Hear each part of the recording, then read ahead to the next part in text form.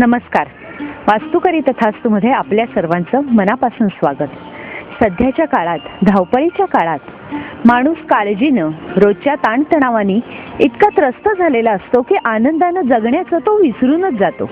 असाच आनंदाचा ठेवा आपल्या घरी वृद्धिंगत व्हावा म्हणून वास्तुशास्त्र आपल्याला मदत करतं. वास्तुशास्त्रावर आपण चर्चा करणार आहोत प्रसिद्ध वास्तुशास्त्र तज्ज्ञ श्री मंदार घैसास यांच्याशी आणि भेट देणार आहोत नागाळा पार्क परिसरातील हेमलता पाटील यांच्या परिवाराशी. चला तर मग गप्पा मारूया.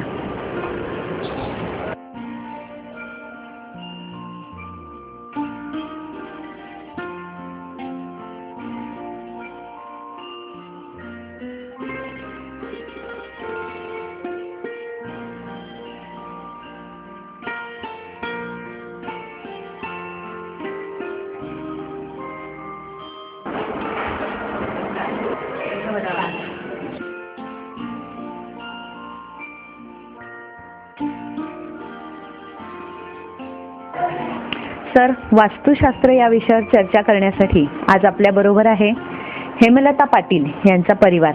अर्थात परिवार म्हणजे त्यांचा मुलगा चंद्रवदन पुण्याला असतो. तो मला वाटतं नोकरी करतो ना. आणखीन मुलगी आता नोकरीसाठीच बाहेर गेली आहे. त्यामुळे आपण चर्चा करणार होती यांच्याशी आणि यांच्या मैत्रिणींशी. हां, चालेल ना? ठीक आहे. सर, आत्तापर्यंत आपण बऱ्याच घरांना भेटी दिल्यात, पण काही घरातनं फारसे विशेष प्रॉब्लेम नव्हते किंवा काही समस्या विशेष नव्हत्या, पण काही घरातनं अशा समस्या होत्या, प्रॉब्लेम होते. तर आपल्या आजच्या परिवार आहेत त्या हेमलता पाटील, तर त्यांच्याही घरात असे काही छोटे छोटे प्रॉब्लेम आहेत किंवा त्यांनाही काहीतरी थोडाफार त्रास होतोय. मग वास्तुशास्त्रामध्ये या सगळ्या गोष्टींना महत्त्व आहे किंवा या सगळ्या गोष्टीं वास्तुशास्त्रामध्ये काय महत्त्व आहे तेच सांगा.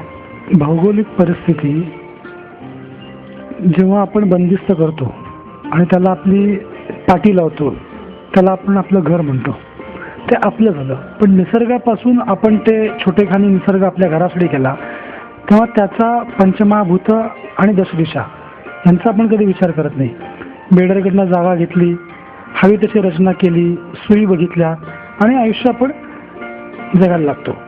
पण निसर्गातनं जो सूर्याचा प्रकाश आहे, उत्तरेकडनं येणारा नैऋत्यकडनं येणारा, दोन्हीकडून येणारं नैऋत्य वारं असतं, पाऊस असतो, आपल्या घराच्या आजूबाजूला असलेला इतर काही कारखाना, तळं, रस्ता, बागबगीचा, देऊळ या सगळ्यांचा आपल्या घरावरती, आपल्या मानसिकतेवरती आणि आपल्या पद्धतीवरती परिणाम होत असतो. याचा आपण विचार करत नाही. एक घर घेतलं आणि त्यात राहायला आलो आणि बस आयुष्यातच सुखकर होणार, पण तसं तारतम्य घेत नाही. साधं आपण कुठली भाजी घ्यायला गेलो तरी देठापासून सगळं बघतो, पण घर बघताना रचना हा विषयच बघत नाही. फक्त खिशाला परवडतंय का आणि कसं चांगल्यात चांगलं मोठं घेऊ शकतो हा विचार. म्हणजे काही वेळेला घर हे सजवलं जातं, डेकोरेटिव्ह केलं जातं, पण ते वास्तुशास्त्रीय दृष्ट्या किती बरोबर आहे ह्याकडे दुर्लक्ष होतं.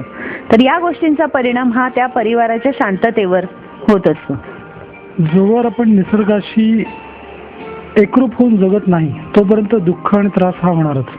त्यात अजून काही घटना प्रसंग हे एक निमित्त होऊन जातं दुःखाची वाढ व्हायला किंवा सुखाची वाढ होण्यासाठी. काही सुखद प्रसंग येतात, भरभराट होते, बरकत येते, खूप चांगलं व्हायला लागतं. किंवा कधी कधी त्या घरामध्ये आल्यावरती काही विपरीत गोष्टी व्हायला लागतात.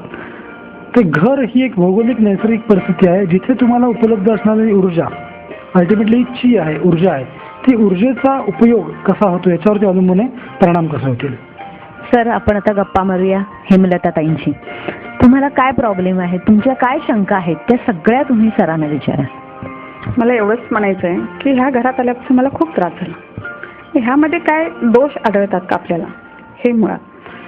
तसंच माझ्या मुलीच्या लग्नाची अडचण आली, माझे मिस्टर गेले, त्यानंतर कोर्टाचा हा तो पण अजून तसंच म्हणजे जसा आहे तसंच तो दावा राहिलेला आहे.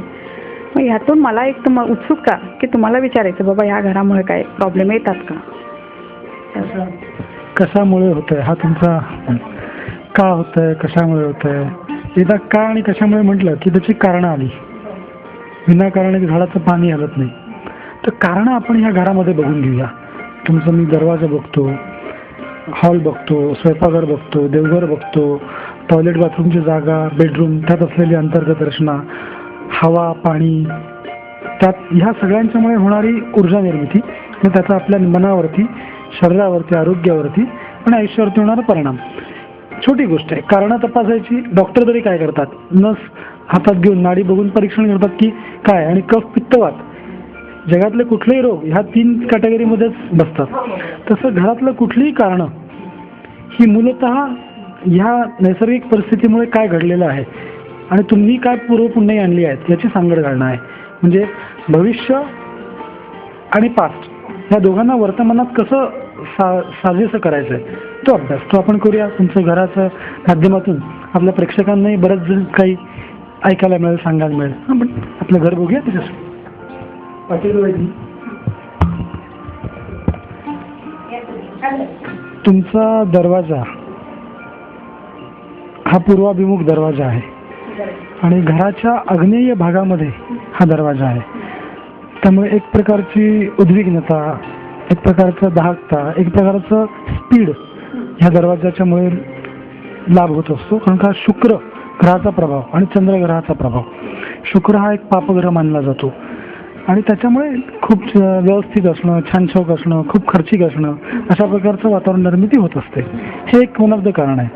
पण नेहमी मी सांगतो की बाहेर गणपतीचा फोटो जो एखाद्या मूर्तीचा काढलेला, कॅमेऱ्याने काढलेला पाहिजे, फक्त टाईल्स नको, तो असला पाहिजे.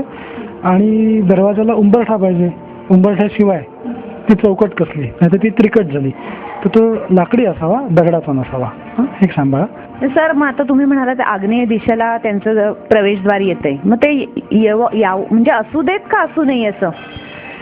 असावं का नसावं ह्याच्यापेक्षा आत्ता आहे हा विषय महत्त्वाचा आहे. जसं पत्रिका ही तुमची जन्म घेतल्यामुळे निर्माण होते, त्यात काय आपण खोडाखोड करू शकत नाही. तसं ह्या सद्यस्थितीमध्ये, आयुष्यामध्ये हे तसं तुमचं घर आहे, ह्याचा कसा उपयोग, लाभ करून घ्यायचा आणि काय प्रतिकूल आहे ते कसं, त्याची उद्विग्नता कशी कमी करायची, हे उपाय करू शकतो आपण. तसा दरवाजा हा एक महत्त्वाचा विषय आहे. त्याप्रमाणे तुमचं लिव्हिंग रूम, हॉल हे पूर्व भागातच आहे, पूर्व आग्नेय भागात आहे. हा एक चांगला भाग आहे. तसंच आपण किचन, सगळ्या गोष्टी बघू आणि मग तुम्हाला मी व्यवस्थित बसून कारण आणि परिणाम सांगतो. बरोबर? हेमलता ताईंशी आपण अशाच गप्पा मारणार आहोत, त्यांच्या समस्या, त्यांचे प्रश्न जाणून घेणार आहोत. पण वेळ झाली आहे आता एका छोट्याशा ब्रेकची. ब्रेक नंतर लवकरच भेटू वास्तू करी तथास्तू मध्ये.